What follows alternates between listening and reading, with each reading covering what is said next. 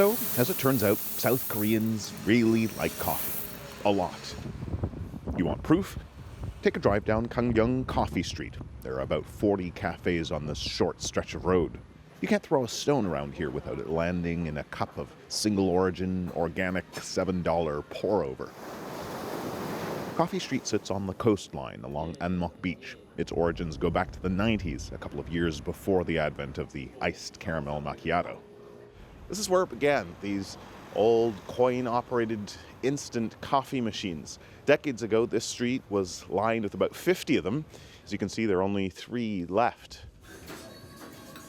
Now, says Moon Hyun-mi, cafes have replaced traditional tea rooms, and it seems like half the women in Gangneung have been trained as baristas.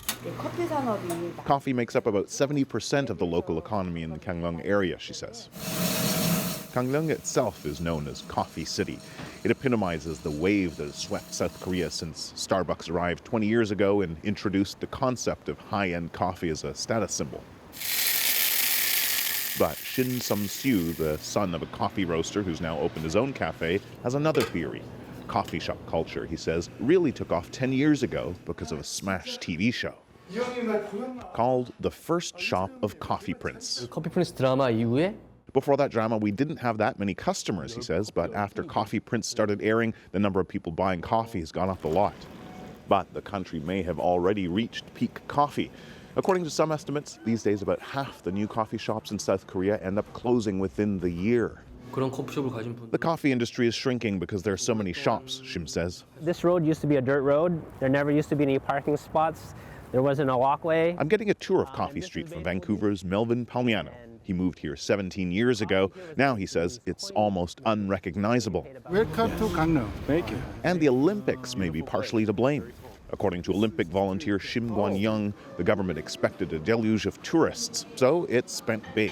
It wasn't that famous before the Olympics, he says, but 5 years ago the government started developing this area. It became popular. The city developed it a lot. For Palmiano, this coffee fetishization is leaving a bad taste.